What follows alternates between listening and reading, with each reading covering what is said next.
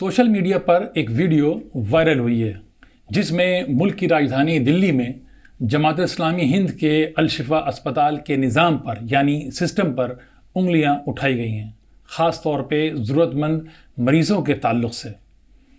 इस वीडियो में इंतज़ामिया पर कई इल्ज़ाम लगाए गए हैं और कोई सवाल उठाए गए हैं कि आखिर चैरिटी के नाम पे अगर कोई काम शुरू किया गया है तो उसका फ़ायदा डायरेक्ट गरीब या ज़रूरतमंद मरीज़ों तक क्यों नहीं पहुंच रहा है। आज हम उसी पे बात करेंगे कि आखिर अस्पताल चैरिटी की बुनियाद पर जब चलते हैं तो निज़ाम क्या होता है और क्या हो सकता है। और ख़ास बात ये थी कि इस वीडियो में अल-शिफा अस्पताल का मुआजना कहीं ना कहीं होली फैमिली अस्पताल से किया गया था, जो कि एक मिशनरी का हॉस्पिटल है। तो इन दोनों के मुआवजे के वजह से अल-शिफा अस्पताल पर उंगली उठ रही है कि उनका निज़ाम कहीं ना कहीं झोल दिखा रहा है। तो आज इस मौजू पर बात करेंगे। हमारे साथ हैं मलिक असगर हाशमी, आवाज़ द वॉइस हिंदी के संपादक या एडिटर, और इस मामले में बात करेंगे कि आखिर अल-शिफा अस्पताल के सामने क्या रास्ते हैं, क्या उनका निज़ाम वाकई उसमें कुछ लूप होल्स हैं, कुछ खामियां हैं, या हर एक को खुश करके अस्पताल को चलाना बहुत मुश्किल काम है। हाशमी साहब, आपने वो वायरल वीडियो देखा, आप क्या कहेंगे? क्योंकि उसमें ख़ास तौर से जो शिकायत थी वो ये थी कि जो सीनियर डॉक्टर्स हैं वो फ्री ओपीडी में दस्तयाब नहीं होते। जी, पहले मैं वीडियो के बारे में बात कर लूँ। ये वीडियो कमर क्रांति हैं, कोई ब्लॉगर, वो काफ़ी अच्छे वीडियोस बनाते हैं, मुस्लिम मसलों पे ज़्यादा बनाते हैं, और कई बार तो वाकई जो चिंतन वाले विषय होते हैं। इस बार जो उन्होंने वीडियो बनाया है ख़ास तौर से होली फैमिली को लेकर के, अब ऐसे मानिए कि जामिया जो यूनिवर्सिटी है, जामिया मिलिया इस्लामिया है, उसके एक छोर पे अल-शिफा हॉस्पिटल है और दूसरे छोर पे होली फैमिली है। और जब से उन्होंने ये वीडियो डाला तब से सोशल मीडिया पे काफ़ी बहस हो रही है और अल-शिफा हॉस्पिटल पे सवाल भी उठाए जा रहे हैं। इससे पहले कभी कोई सवाल नहीं उठाया गया था। अब सवाल की जो मेन वजह वो ये है कि एक छोटा सा जो चंक है जिसको लेकर के ज़्यादा बहस हो गई है कि होली फैमिली में सुबह के वक्त 7 साढ़े 7 बजे गरीबों के लिए अलग से ओपीडी लगती है, जहाँ नॉमिनल फ़ीस लगता है 100-200 रुपये उनके मुताबिक, और अल-शिफा में ऐसी कोई व्यवस्था नहीं है। इसी पे सारा बहस इसी पर है। अच्छा, मुझे कुछ असली मुद्दे पे तो बाद में जाऊँगा, लेकिन पहले क्रांति साहब के बारे में भी बात कर लेना चाहता हूँ मैं। अच्छे वीडियोस तो बनाते हैं और उन्होंने मुद्दा भी अच्छा उठाया है व्यवस्था को लेकर के, पर बाद में जो जितने वीडियोस बनाए वो वैसे लगता है कि फिर वो किसी प्रेरणा से प्रेरित होकर के बना रहे हैं। बहरहाल हम उस पर नहीं जाएंगे, हम फिलहाल उसी पे रहते हैं कि व्यवस्था जो है, ऐसी व्यवस्था अल-शिफा में हो सकती है कि नहीं है। अल-शिफा की उम्र भी बहुत ज़्यादा नहीं है मेरे ख्याल से, और 50 डॉक्टर हैं, जैसा मैं अभी पढ़ रहा था कि 50 सीनियर डॉक्टर हैं। तो 50 सीनियर डॉक्टर जो है बहुत होते हैं, और अल-शिफा का कोई सिस्टम है नहीं, कहीं से कोई आमदनी है नहीं, जो पब्लिक देती है उसी से अल-शिफा मेंटेन होते हैं। अच्छा, अल-शिफा जो है वो जमात इस्लामी, मैं बता दूं कि जमात इस्लामी का एक हेल्थ सेंटर है, और पूरे हिंदुस्तान में लगभग उनके जो बड़े शहर हैं, जहाँ से मैं आता हूँ वहाँ भी उनके हॉस्पिटल हैं, और ऑलरेडी उनके पहले से ही इतने नॉमिनल चार्ज होते हैं, बहुत कम होते हैं बाज़ार के मुकाबले में। देख लीजिए, अब तो बाज़ार जो है, मेडिकल का बाज़ार तो ऐसा है कि अगर बड़े हॉस्पिटल में गए तो लूट के ही वापस आएंगे। तो कई बार ऐसा हुआ कि लोग लूट पिट करके वहीं आ जाते हैं शरण में। उसके बावजूद इसके व्यवस्था तो दुरुस्त करनी ही चाहिए। जिस पे उंगली उठाई गई, अब जैसे वीडियो में कहा गया है कि जेनरिक दवाएं भी लिखी जा सकती थी, यानी सस्ती दवाएं भी लिखी जा सकती थी, लेकिन अल-शिफा में ये व्यवस्था नहीं है शायद। और ये भी कि रिप्रेजेंटेटिव दिन भर घूमते रहते हैं, जैसा वीडियो में कहा गया, मैं नहीं कह रहा, जैसे वीडियो में आरोप लगाए गए हैं कि अल-शिफा में दिन भर मेडिकल रिप्रेजेंटेटिव घूमते हैं, तो वो जाहिर सी बात है कि ऐसे लोग जब घूमते हैं तो उनकी दवा लिखी जाएगी, उनकी दवाएं महंगी होंगी। तो ये सब है कि इसको दुरुस्त किया जा सकता है। तो मैं ये समझता हूँ कि जिस पे उंगली उठाई गई है उसको व्यवस्था को दुरुस्त करने में कोई बुराई नहीं है। अब जैसे कि बात हुई ये कंट्रोवर्सी सामने आने के बाद, जैसे अल-शिफा अस्पताल से मैंने कांटेक्ट किया था, तो पहली बात ये थी कि जिस तरह होली फैमिली अस्पताल में ज़रूरतमंद नीडी पेशेंट्स के लिए जो मॉर्निंग में ओपीडी होती है, उसी तर्ज पे उसी अंदाज में होली फैमिली अस्पताल में 3 बजे से 5 बजे तक एक ओपीडी होती है। जो नॉर्मल ओपीडी होती है वो सुबह को होती है, जिसमें कि फ़ीस 400 रुपये फ्लैट है, और जो 3 से 5 ओपीडी होती है ज़रूरतमंद लोगों के लिए, उसमें फ़ीस सिर्फ 20 रुपये है, जिसमें कि वो बता रहे थे डॉक्टर अहमद मिनहाजुद्दीन जो कि डायरेक्टर हैं वहाँ के, वो बता रहे थे कि वो वहाँ उसमें दवाएं भी इंक्लूड हैं। तो एक तो कन्फ्यूजन ये दूर कर सकते हैं कि अलशिफा अस्पताल में वो ओपीडी नहीं है जिसका वो जिक्र कर रहे हैं कि होली फैमिली में है जी। तो ये तो चीज़ क्लियर हुई, उन्होंने बताई कि 3 से 5 आप आके देख सकते हैं। और उसकी सबसे बड़ी बात ये है कि उसमें जो डॉक्टर्स हैं वो एक जमात इस्लामी हिंद का एक मेडिकल सोशल सर्विसेज का एक ग्रुप बना हुआ है, जिसमें के डॉक्टर्स हैं, उसके मेंबर्स हैं जो उसमें आगे बैठते हैं, जो गरीब पेशेंट्स हैं उनको देखते हैं। तो उसमें भी 2 कैटेगरीज हैं। उसमें कुछ डॉक्टर्स ऐसे हैं जो वो इस सर्विस के लिए पैसे नहीं लेते हैं, लेकिन कुछ डॉक्टर ऐसे हैं जिनको ये 60,000 रुपये महीना पे करते हैं। तो 2 तरह के डॉक्टर्स हैं, उनकी मर्जी है कि वो आप सोशल वर्क कर रहे हैं तो वो पे करेंगे, वो पे नहीं ले रहे हैं, दूसरा एक है वो ले सकता है। तो ये 2-3 चीज़ें ऐसी हैं जो वो कर रहे हैं, या जिसका जिक्र नहीं किया है, या उस वीडियो में जो उन्होंने मुद्दा उठाया है वो एक मेन मुद्दा था कि सीनियर डॉक्टर्स ओपीडी में कैसे मिलेंगे उन लोगों को जो 3 से 5 के बीच में आते हैं। ये एक मेन मुद्दा उन्होंने ये उठाया था। और दवाओं का मुद्दा जैसे आप कह रहे थे, तो एक चीज़ तो उन्होंने ये बताई थी और बताया था कि कई परेशानियां हैं जो अस्पताल की, जो कि आमतौर पर लोगों को नज़र नहीं आती। जैसे कि जो प्राइवेट ओपीडी होती है जिसमें ये अलशिफा 400 रुपये चार्ज करता है, उसमें डॉक्टर और हॉस्पिटल का रेशियो जो होता है इनकम का वो 70-30 होता है। तो उसमें जो सीनियर डॉक्टर्स होते हैं वो कहते हैं कि आप अपनी ओपीडी के चार्जेस बढ़ा के 1,000 करिए, तो वो उनका 70% मार्जिन बढ़ेगा, उनका 70-30 का। उस पर ये एग्री नहीं होते हैं। इसकी वजह से कई डॉक्टर्स, जिसमें कि अभी डॉक्टर अहमद ने मुझे बताया कि डॉक्टर अजीत ठाकुर साहब इसी कंट्रोवर्सी की वजह से छोड़ के चले गए।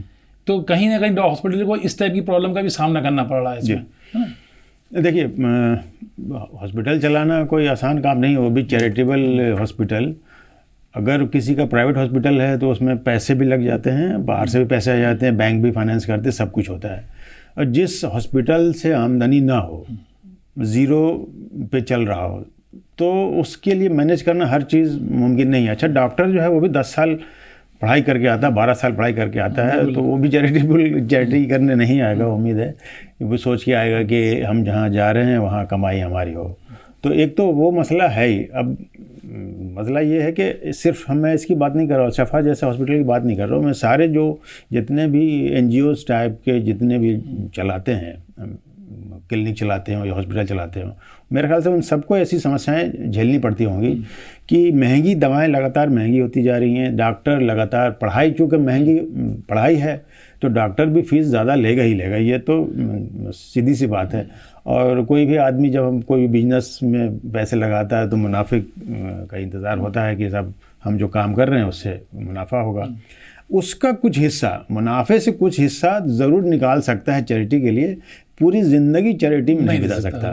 तो इसलिए ऐसे NGOs को सामना तो करना पड़ेगा। चूँकि उन्होंने होली फैमिली का उदाहरण दे दिया, तो होली फैमिली जो है, आप पता ही है, मिशनरीज़ के हैं, उनके बाहर से भी फंड्स आते हैं, बहुत तरह के उनके, बहुत ऑर्गेनाइज है, बहुत बड़ा है। अच्छा, अगर उनको 60-70 साल हो गए हैं तो अभी ये 2011 में इसकी स्थापना हुई है, तो बताइए कहाँ मुकाबला कर पाएंगे। जब भी मैं कह रहा था कि चूँकि जब ऐसे वीडियो जब आए थे तो जाहिर सी बात है कि उसको फॉलो करना हमें ज़रूरी। अब जैसे आपने बातचीत की, कल हम लोग इसी विषय पे बात कर रहे थे, और फिर आपको देखिए आपका दिल जो है सो हुआ कि हम बात कर लें और उसकी असलियत पता कर लें। उस शख्स को भी मेरे ख्याल से चाहिए ये था कि ऐसे वीडियो जो खलबली पैदा करने के लिए या व्यूज़ बटोरने के लिए, उसकी जगह पे वो असलियत जान लेता तो शायद वहाँ की समस्याएं भी पता चल जाती और हकीकत का भी अंदाज़ा हो जाता। कल मुझे इस बारे में एक बात मालूम हुई कि अलशिफा में एक पुअर फंड है, और वो फंड जो है वो ज़कात के पैसों से बना हुआ है। तो अगर कोई ज़रूरतमंद पेशेंट है जिसके पास पैसे नहीं है बिल्कुल, तो वो उसके बिल की पेमेंट जो है वो उस अकाउंट से करते हैं। उसके लिए एक सिस्टम बना हुआ है, उसमें एक कमेटी है, डॉक्टर से कमेटी बनाई है उन्होंने। उसकी जो पहचान होती है, उसका तरीका बहुत अच्छा है कि जो पेशेंट है उसका बैंक स्टेटमेंट देखा जाता है, उसका ट्रांजैक्शन देखा जाता है, उसकी हैसियत है कि नहीं है। तो वो बैंक स्टेटमेंट ज़ाहिरी बात बता देगा आपका कि किस पोजीशन में आप हैं। तो वो उसके बुनियाद के वो फैसला करते हैं कि भाई चलो इसको पुअर फंड से ज़कात के पैसों में से दे दिया। तो एक चीज़ ये है जो कि बहुत कम लोग जानते हैं। बाकी हर आदमी हॉस्पिटल में पहुंचने के बाद कुछ डिस्काउंट, जब किसी का बिल ज़्यादा हो जाता है तो डिस्काउंट की रिक्वेस्ट करता है, तो डिस्काउंट भी हमारे ऑफिस में एक साहब हैं जिन्होंने बताया कि उनके वालिद का इंतकाल हुआ तो बिल इतना ज़्यादा हो गया था कि उन्होंने रिक्वेस्ट की तो 20% डिस्काउंट किया उनको कर दिया गया, और उनको बताया गया कि एक फ़ंड और है जो ज़कात का है, अगर आप पे अप्लाई होता है तो आप कह दीजिए हम उससे बिल कम कर देंगे या ख़त्म कर देंगे। लेकिन उन्होंने कहा नहीं, मेरे ऊपर ज़कात अप्लाई नहीं होता है, तो उन्होंने नहीं लिया, वो फैसिलिटीज़ नहीं ली। तो ऐसी चीज़ें हैं जो शायद हमारे सामने या आपके सामने नहीं आती हैं। मैं भी जब कल ये सुना, मेरे यहाँ एक जानकार हैं जो जमात इस्लामी के स्कूल में टीचर हैं, तो मुझे पता चला कि टीचरों के लिए अभी 20% छूट है वहाँ हॉस्पिटल में। अरे पुजारियों के लिए और पादरियों के लिए भी है। बताइए, तो अब देखिए, ये तो वो लोग हैं जो गरीब नहीं हैं, बाकायदा सैलरीड हैं, उन्हीं के यहाँ काम कर रहे हैं, उनके लिए भी 20% छूट है। तो वो छूट कहाँ से कैसे मेंटेन होगा? तो इसलिए कभी भी जो सोशल मीडिया पे जो वीडियो चल रहे होते हैं उसके पीछे बहस लगातार चल रही है। जो कमर क्रांति साहब ने ये वीडियो डाला है, उनकी क्रांति भी जारी है, वो लगातार सवाल पे जवाब पे कर रहे हैं। लेकिन आप मतलब ठहरे हुए पानी में पत्थर फेंकने के बजाय आप असलियत को बताएं, उनकी समस्याओं को कैसे सुलझे। अगर उसमें ये राय देते ना कि कैसे सुलझे तो शायद और ज़्यादा बेहतर होता। क्योंकि वो एक चीज़ और कह रहे हैं, वो कह रहे हैं कि हमारी मेडिकल वैन्स हैं, अब वो मेडिकल वैन हमारी मुख्तलिफ इलाकों में जाती हैं जो 20 रुपये में ट्रीटमेंट करती हैं डोर टू डोर, और वो दवाएँ भी देती हैं। तो एक सर्विस तो उनकी वो चल रही है, और दूसरी बाकायदा जो सर्विसेज हैं उसको कैसे बेहतर बनाया जा सकता है, उसको मेरे ख्याल में मशवरे की बुनियाद पे काम कर सकते हैं इसको। बिल्कुल। Haryana human welfare association Gurgaon में है, तो ये करीब 15-20 साल पहले उसकी स्थापना हुई, और शहर के जो मानिंदे चुनिंदे लोग थे उन्होंने उसको मिल करके किया। एक डिस्पेंसरी खोली गई चकरपुर में, और असलम साहब अब तो गुज़र गए, तो वो उसके इंचार्ज थे, उनके ज़िम्मे ये काम था। अब वो बार बार जब भी बैठक होती थी तब ये सवाल उठाते थे कि साहब इससे हमें कोई पैसा नहीं मिल रहा, चैरिटी है, कोई पैसा कोई भी आता है वो नहीं। डॉक्टर जो है वो हमें टाइम देते हैं, कई बार तो डॉक्टर इतने मसरूफ़ रहते हैं कि वो टाइम भी नहीं दे पाते। अच्छा, दवाओं का इंतज़ाम वो आपस में चंदा करके कर लेते हैं, पर उनके लिए भी एक सैलरीड आदमी है, उसको हर महीने अपने आमदनी में से पैसे निकाल करके इकट्ठा कर लेना, और उसके बाद फिर किसी डॉक्टर का इंतज़ाम करना और मरीज़ का इलाज करना बड़ा आसान नहीं है। सवाल खड़े कर सकते हैं आप, पर व्यवस्था कैसे हो, कैसे सुधरे, उसके बारे में अगर आपके पास कोई सुझाव हो तो कोई काम की बात। अब जैसे मान लीजिए कि ये बात निकली तो हम लोगों ने इंक्वायरी की, छानबीन की। अब एक चीज़ सामने ये आती है कि अलशिफा में 1700 रुपये में डायलिसिस होता है, नॉर्मल डायलिसिस। लेकिन जो ज़रूरतमंद है उसको 550 रुपये में किया जाता है। अब उन्होंने उसमें भी एक चीज़ बताई कि अगर कोई बेवा है, कोई मौलाना है, कोई मुअज्जिन है या कोई इमाम है, जो कमज़ोर सेक्शन है सोसाइटी का, उसको वो फ्री भी कर सकते हैं, कर देते हैं। ठीक है ना? तो ये बहुत सारी चीज़ें अगर हैं जो हम नज़रअंदाज कर रहे हैं, तो इनको ये चीज़ें भी देखनी चाहिए कि ये फैसिलिटीज़ भी हैं। और बात है कि बेहतरी पैदा करने की, तो उसके लिए तो हमेशा दरवाज़ा खुला हुआ है। बेहतरी के लिए रास्ता क्या हो सकता है? बेहतरी का उदाहरण तो देखिए, एक तो जब इस तरह के सवाल खड़े करते हैं ना, तो आम आदमी को लगता है कि सही कह रहे होंगे कि वहाँ पैसे बनाए जा रहे हैं। कितना महंगा पेशा है मेडिकल का, ये तो आप आसपास के हॉस्पिटल में पता चल जाएगा। खान सर ने जब ये पटना में खोला और 200 रुपये 300 रुपये में एक्सरे और सारी चीज़ें जब करने लगे, तो एक माफिया है पूरा, एक माफिया है जो बदनाम करता है ऐसे लोगों को। जो कम पैसे में इलाज करता है ना, वो उसकी तस्वीर ख़राब करने की कोशिश की जाती है। तो हमें भी संभलना चाहिए, और बल्कि इन लोगों का हौसला बढ़ाना चाहिए जो ऐसे लोग कम पैसे में इलाज करने की व्यवस्था करें। दिलचस्प बात यह है कि हमारे इलाके में, क्योंकि मेरा भी ताल्लुक उसी इलाके से है, तो लोग कहते थे अलशिफा में ले जाने का मतलब ये है कि मारना अपने पेशेंट को। बताइए। तो मैंने ये बात डॉक्टर अहमद साहब से पूछी, तो उन्होंने कहा कि बिल्कुल सही कह रहे हैं आप, हमारे हॉस्पिटल में 5,500 रुपये पर डे ICU है, और होली फैमिली में और दूसरे हॉस्पिटल्स में कहीं 20,000 कहीं 1.5 लाख रुपए पर डे है। तो जो पेशेंट हमारे इलाके के दूसरे हॉस्पिटल्स में फंस जाते हैं ICU में, और उनको देखते हैं कि हमारे पास अब रास्ता नहीं है, तो वो रिक्वेस्ट करते हैं कि हमारे पेशेंट को आईसीयू में शिफ्ट कर दो अल-शिफा के, ताकि पैसे का इंतजाम कर सकें। लास्ट स्टेज में तो लाते लास्ट स्टेज में, अब वो जब लास्ट स्टेज में लेके आते हैं तो उनकी डेथ हो जाती है, तो कह रहे हैं वो डेथ रेशियो हमारा बढ़ रहा है। लेकिन हम इस कम्युनिटी की प्रॉब्लम समझ रहे हैं, तो हम उनको कहते हैं भाई आप होली फैमिली के आईसीयू से ले आइए, आप फोर्टिस के आईसीयू से ले आइए, लेकिन लाने का नतीजा ये होता है कि 4-5 दिन बाद उनका पेशेंट चला जाता है। तो वो हॉस्पिटल के लिए खतरनाक होता है, लेकिन हमारे पास कोई रास्ता नहीं है, क्योंकि जो सामने पेशेंट लिए खड़ा हुआ वो रिक्वेस्ट कर रहा है कि आप हमको गुंजाइश दीजिए। तो ये चीज़, एक पहलू यही बड़ा अहम है। बिल्कुल, दर्शक ये ना समझे कि हम लोग अल-शिफा के पैरवी में खड़े हैं, हम बिल्कुल नहीं। हम एक पत्रकार हैं, हम कोशिश ये करते हैं कि सही तस्वीर सामने आए ताकि किसी तरह का विवाद ना हो। और भी बातचीत हुई होगी आपकी? हमने देखिए, वो भी ये भी कह रहे थे कि बहुत सारी चीज़ें ऐसी होती हैं जो फेस मतलब मरहले पे चेंज होती रहती हैं, तब्दीली आती रहती है, बेहतरी आती है। एक साहब का एक पॉइंट उन्होंने जो कहा, क्रांति साहब ने, वो ये था कि महंगा डॉक्टर या बड़ा डॉक्टर कैसे मिलेगा। ये तो एक ऐसा इशू है, शायद हमारे ख्याल में अगर वो जायज़ है तो हॉस्पिटल को उस पर भी गौर करना चाहिए। अगर वो चीज़ उन्होंने बहुत अच्छी उठाई, अगर सपोज वो इन्होंने कहा कि मेरे पास जो डॉक्टर हैं जो प्राइवेट ओपीडी में और जो फ्री ओपीडी में जाते हैं वो सब MBBS हैं, एक्सपर्ट है, सर्जन भी हैं, सब कुछ है। अब ये कन्फ्यूजन है, अगर क्रांति साहब का कहना है कि नहीं है, तो मेरे ख्याल में हॉस्पिटल को गौर करना चाहिए कि अगर उसमें नहीं है तो उसमें कोई रास्ता निकालें। कोई सीनियर डॉक्टर को मिलना चाहता तो कैसे मिले। लेकिन हमारा मुआवजा होली फैमिली से करना मेरे ख्याल में नहीं है, क्योंकि होली फैमिली में हाशिम साहब एक पेशेंट के कोई रिलेटिव वहाँ खड़े होकर चिल्ला नहीं सकता, लेकिन आप अल-शिफा में जाके खड़े जाइएगा ना, तो एक पेशेंट के 4 लोग खड़े होकर हर वक्त चिल्लाते रहते हैं, और ये घर की मुर्गी दाल बराबर जैसा हो गया है इलाके में। तो वो उसका असर हॉस्पिटल के इम्प्रूवमेंट के ऊपर और स्टैंडर्ड के ऊपर पड़ता है। नहीं, वो क्रांति के एक बात पे मेरे ख्याल से वो मैनेजमेंट को गौर करना चाहिए, जो उन्होंने कहा कि मेडिकल रिप्रेजेंटेटिव घूमते हैं, महंगी दवाएं लिखी जाती हैं। अगर वाकई ऐसा कुछ है तो उसमें बेहतरी, आजकल तो सरकार भी जो है जेनरिक दवाओं का इंतज़ाम करती है। अगर हॉस्पिटल में ऐसी व्यवस्था हो जाए कि लोग, गरीब आदमियों को बहुत कम पैसे में इलाज कर रहे हैं, दवाएं भी बहुत कम पैसे में मिल जाएं तो बेहतर है। अगर ऐसा नहीं हो रहा, असल में ये भी तो प्रॉब्लम हो गई है, MR की जो प्रॉब्लम है, ये जो दवाओं के जो आप एजेंट कह सकते हैं या ये माफिया कह सकते हैं, ये भी तो अब वही है, समंदर में रह के मगरमच्छ से बाहर निकल सकता आदमी। तो ये है कि कहाँ कुछ लिमिट तय कर सकते हैं, या जो उनके पेशेंट्स की टाइमिंग होती है उस टाइम में वो ना आए।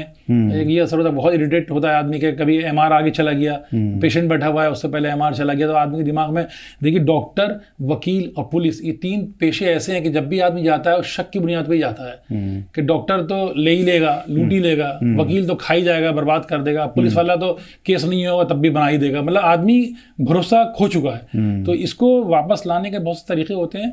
उसमें ये कि अल-शिफा से अगर किसी ने कोई शिकायत की तो मेरे ख्याल में गौर कर सकते हैं उसके बाद। बाकी उसका जो पहलू है खिदमत का वो जारी है। मैं क्या समझता हूँ कि उसमें जब से होली फैमिली के लिए 2011 में अल-शिफा कायम हुआ है, 2011 के बाद से मेरे ख्याल में 40 से 50% पेशेंट जो हैं जामिया के, वो होली फैमिली के बजाय अल-शिफा की तरफ चले गए। लेकिन ये है कि हमारा एरिया का एक हो गया है तो उसको बहुत लोग लाइटली लेते हैं।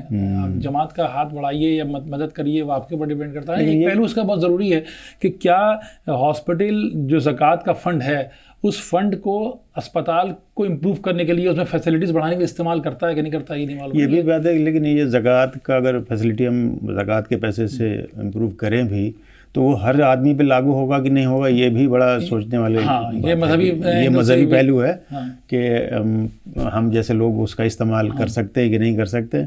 बहरहाल सुधार की तो हमेशा गुंजाइश रहती है, और उस पर मतलब एक चीज़ बात है कि जब आप एक मिशन लेके चलेंगे तो शिकायतें तो होंगी, शिकायतें तो होंगी। जैसे कि हम लोगों ने अल-शिफा की और बात की, अल-शिफा से कुछ शिकायत थी, क्रांति साहब की उस वीडियो की बात की जिसमें उन्होंने महंगी डॉक्टर्स को सस्ती OPD में ना मिलने की वजह से एक इतराज़ किया था, और उसका कंपेयर उन्होंने होली फैमिली हॉस्पिटल से किया था, जो कहीं ना कहीं बेजोड़ सा है। लेकिन हाँ, एक चीज़ अच्छी है कि अगर हम होली फैमिली के किसी सिस्टम से कोई चीज़ सीख सकते हैं तो हम सीख सकते हैं, क्योंकि इम्प्रूवमेंट के लिए दरवाजे खुले हुए हैं। लेकिन एक चीज़ है कि एक प्रोजेक्ट है, एक मिशन है खिदमत का, वो जारी रह सकता है। और ये जो भी इतराज़ करे, जिसका जो भी अंदाज़ हो, उस पर हॉस्पिटल को या अल-शिफा के इंतज़ामिया को गौर करना चाहिए। अगर वो एक अच्छी बात गलत अंदाज में कह रहा है तब भी गौर करना चाहिए, वो कमी दूर करनी चाहिए। हर आदमी का अपना अंदाज़ होता है बात करने का, शिकायत दर्ज करने का, कहीं जज्बात हावी होते हैं, कहीं नहीं होते हैं। तो उसको देखते हुए हम लोग यही कहेंगे कि अगर वाकई कोई शिकायत है तो वो दूर कर दें, अदरवाइज हॉस्पिटल जैसे काम कर रहे हैं तो मैं कहीं ना कहीं पूरे इलाके को कहीं ना कहीं सबसे बड़ी पहलू जो मैंने आपको बताया, देखिए कि डेथ रेशियो जो बढ़ रहा है कि वो दूसरे हॉस्पिटल से आके पेशेंट्स की डेथ हो रही है और उसके बाद भी वो उसको बर्दाश्त कर रहे हैं, तो एक बहुत बड़ी चीज़ है ये। चलिए इस हाशमी साहब का शुक्रिया अदा करते हैं इस मुद्दे पे बात करने के लिए, और इस उम्मीद के साथ कि अलशिफा उन शिकायतों को दूर कर दे जो कुछ लोग सामने ला रहे हैं। अब वाकई अगर कोई शिकायत है दूर कर दे, और बाकी इम्प्रूवमेंट के बहुत रास्ते हैं और ऐसी आवाज़ें और उठेंगी और अच्छे तरीके से भी उठेंगी तो फ़ायदा ही होगा, अलशिफा को नुकसान नहीं होगा। इस पेशकश में फ़िलहाल इतना ही। शुक्रिया, इजाज़त दीजिए।